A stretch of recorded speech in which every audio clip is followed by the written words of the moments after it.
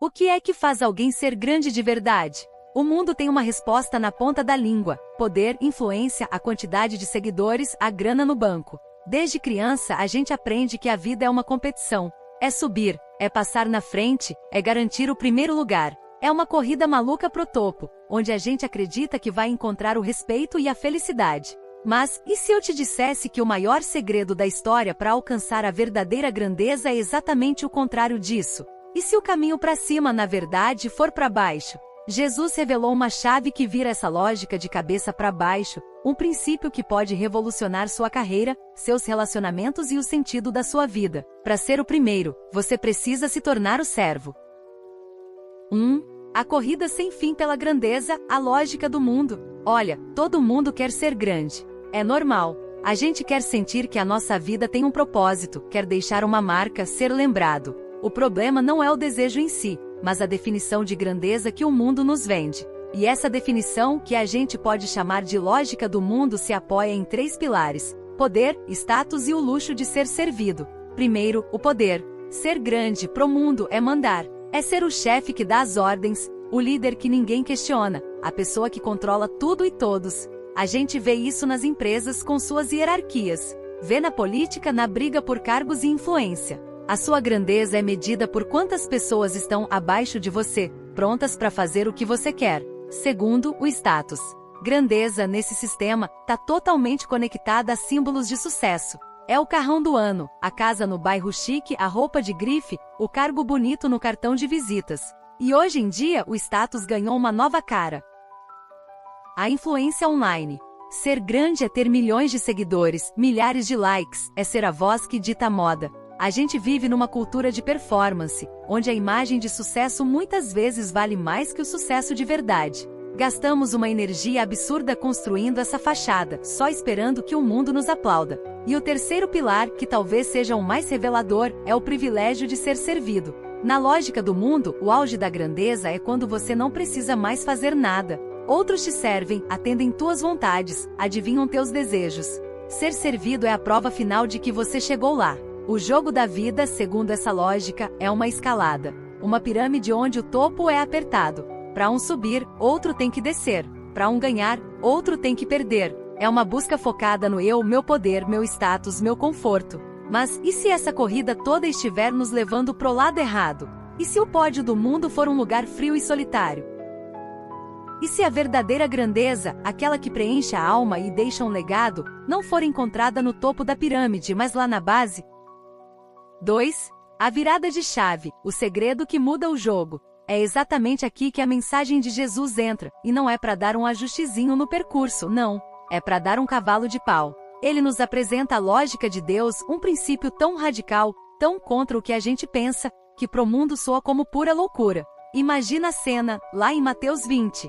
Os discípulos, os amigos mais próximos de Jesus, estão andando com ele, mas a cabeça dele está na lógica do mundo. Tiago e João, com uma ajudinha da mãe, acabaram de pedir os melhores lugares no reino de Jesus.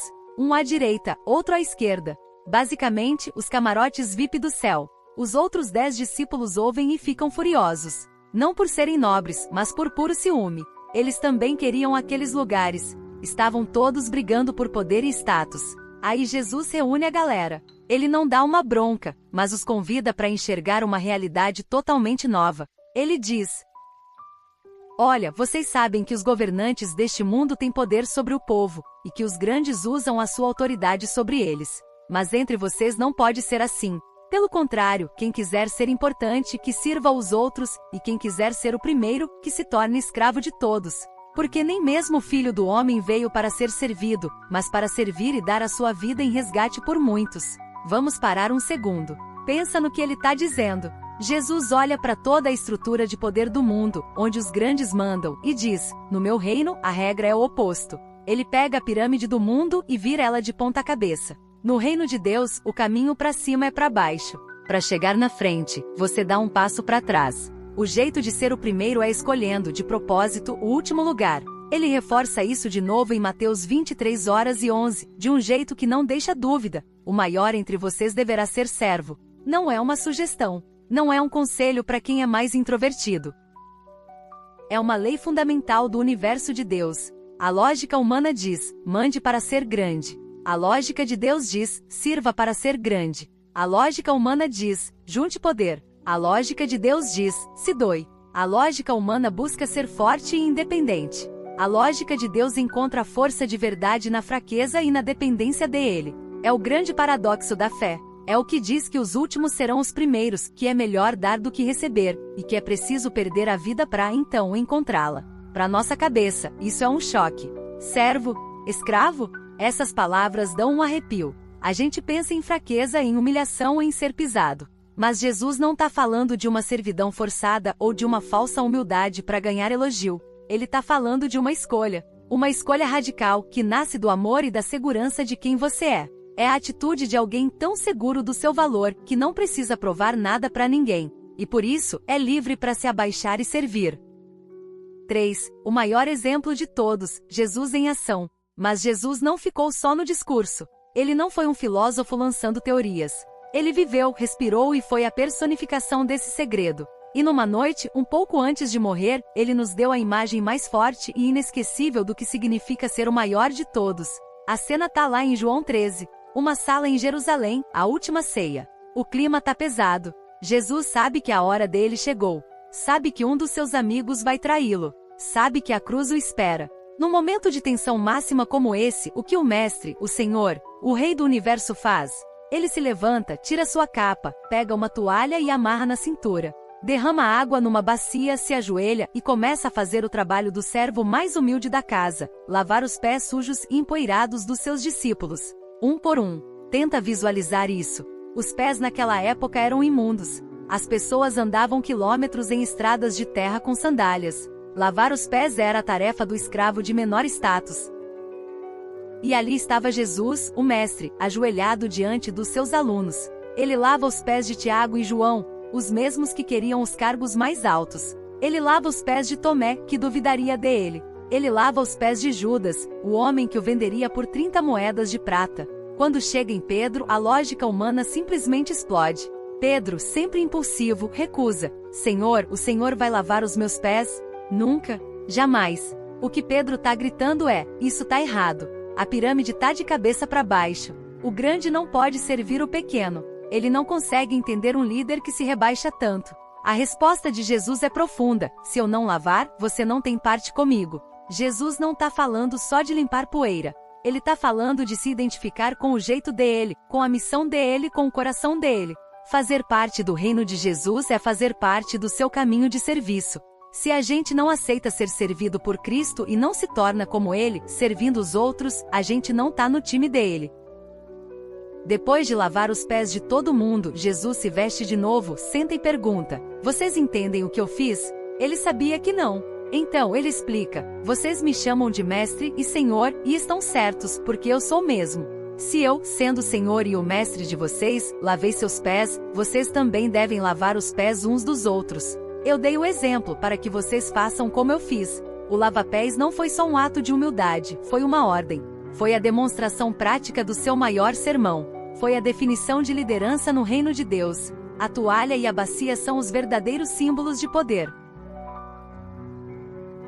E esse ato de se abaixar é só um reflexo de algo muito maior. O apóstolo Paulo, anos depois, explicou a teologia por trás da toalha e da bacia, lá em Filipenses 2. Ele escreve: tenham a mesma atitude de Cristo Jesus. Embora sendo Deus, ele não se apegou à sua igualdade com Deus, mas esvaziou-se a si mesmo, vindo a ser servo, tornando-se semelhante aos homens. E sendo encontrado em forma humana, humilhou-se e foi obediente até a morte, e morte de cruz. Pensa nisso. A grandeza de Jesus não foi se agarrar ao seu status de Deus, mas abrir mão dele. Ele se esvaziou. Desceu do trono do universo para uma manjedoura, para as estradas da Galileia, para o chão sujo de uma sala e, finalmente, para a humilhação de uma cruz. Por quê? Para servir, para dar a vida. E o que aconteceu depois dessa descida radical? Paulo continua: por isso Deus o exaltou à mais alta posição, e lhe deu o nome que está acima de todo nome. A exaltação foi o resultado da humilhação. A glória foi o resultado do serviço. O caminho para o trono passou pela toalha. Esse é o segredo. 4. Trazendo para a vida real, como revolucionar seu dia a dia. Ok, e como a gente aplica isso? Como essa lógica de Deus, esse segredo de Jesus, transforma a nossa vida hoje no nosso trabalho, em casa, com os amigos. Isso não é só uma teoria bonita, é o princípio mais prático e revolucionário que existe. Vamos começar pela sua carreira. A mentalidade do mundo no trabalho é clara: suba a escada. Pense em como ser promovido, ganhar mais, ter um cargo melhor. É uma competição. Muitas vezes, para o seu colega não ser promovido, você precisa ser. O segredo de Jesus nos convida a virar essa chave.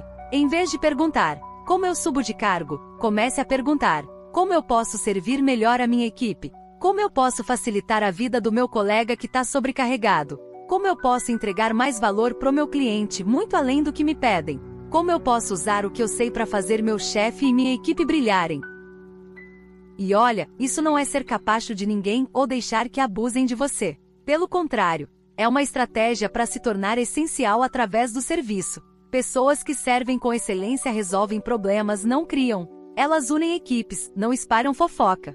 Elas entregam valor de verdade. E no fim das contas, quem são as pessoas mais valorizadas, respeitadas e sim promovidas? São aquelas que têm fama de serem confiáveis, de colaborarem e de se dedicarem ao sucesso de todos. A honra vem depois da humildade. Agora, vamos levar isso para a área mais importante, nossos relacionamentos.